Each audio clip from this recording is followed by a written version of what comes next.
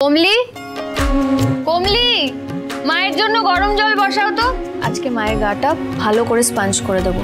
যাই বলো, বড় বৌমা হাসপাতাল থেকে ফিরে আসার পর আমাদের শুভ যেভাবে ওর সেবা যত্ন করেছে, বাড়ির সমস্ত কিছু সামলে, এ কিন্তু ওর পক্ষেই সম্ভব। আমি তো সবাইকে বলি, আমার নাত বউ একেবারে দশভুজা। তা যত্ন করবো না ঠাম্মি? আমি সেই কোন ছোটবেলায় মাকে হারিয়েছি। নিজের মাকে হারানোর পরে তো মাই আমার সব, উনিই তো আমার মা। আজ যদি আমার নিজের মা থাকতো, আমি তাকে এরকম যত্ন করতাম না। দাঁড়া না শুভ, আমি যাচ্ছি, গিয়ে জলটা বসিয়ে দিচ্ছি। কেন? কমলিকে বললাম তো, ও করে দেবে, তুমি আবার ব্যস্ত হচ্ছ কেন? কমলিকে পাবি কি করে তুই? ও তো বাইরের অফিস ঘরের লোক সব সামলাচ্ছে। ও হো, তাই তো। আজকে তো অফিসে আবার ইন্টারভিউ আছে নতুন ম্যানেজারের জন্যে। হ্যাঁ রে শুভ, হঠাৎ ম্যানেজারের কি দরকার পড়লো? আসলে তোমাদের সবার আশীর্বাদে আমাদের ব্যবসাটা ধীরে ধীরে বড় হচ্ছে। এত কাজের চাপ না, আমি আর রাতি সবটা সামলে উঠতে পারছি না। তাই একজন ম্যানেজার থাকলে আমাদের খুব সুবিধা হয়, সেই জন্যই ইন্টারভিউয়ের ব্যবস্থা করেছি। তা বেশ।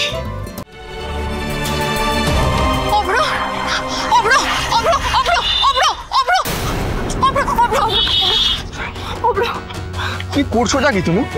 হ্যাঁ, রাস্তার মাঝখানে এরকম অ্যাক্সিডেন্ট হয়ে গেলে কি হতো? আমার আর কি করার ছিল অব্র?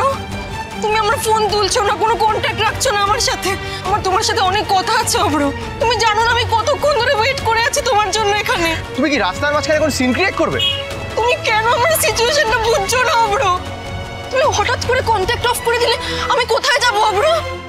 শোনো, আমাদের রিলেশনটা আর এগিয়ে নিয়ে যাওয়া সম্ভব নয়। তুমি আমাকে ভুলে যাও আর আমার সাথে কোনোদিনও কন্ট্যাক্ট করবে না। অব্র, আমি প্রেগন্যান্ট।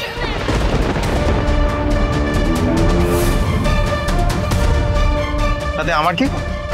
তোমার কি মানে? অব্র, তোমার আর আমার ভালোবাসার বেবি ক্যারি করছি আমি অব্র। তোমার বেবি আমার পেটে। তোমার কি মানে? অব্র, আমি তো এই কথাটা কাউকে বলতে পারছি না। শোনো, প্রথমত তুমি প্রেগনেন্ট কিনা আমি জানি না। দ্বিতীয়ত তুমি আমার বেবি ক্যারি করছো কিনা সত্যি আমি বুঝতে পারছি না। তাই এই ফালতু ঝামেলার মধ্যে আমাকে জড়ানোর চেষ্টা করো না। এখন তো দেখছি মাই ঠিক বলছিল, তোমার ইন্টেনশন ভালো নয়। তাই বারবার তোমাকে ওয়ার্ন করে দিচ্ছি আমি। হ্যাঁ, আমাকে এসব নোংরামির মধ্যে জড়িও না। না অব্র, না প্লিজ প্লিজ অব্র, তুমি এভাবে যেতে পারো না অব্র। আমাকে এভাবে ফেলে যেতে পারো না অব্র। আমি মিথ্যা কথা বলছি না। বেবিটা তোমার আর আমার। ছাড়ো, রাস্তার মধ্যে অসভ্যতা আমি করো না। ছাড়ো হাতটা। না না, করো না, আমার সঙ্গে এরকম করো না অব্র। প্লিজ আমাকে এরকম ভাবে ছেড়ে যেও। ছাড়ো।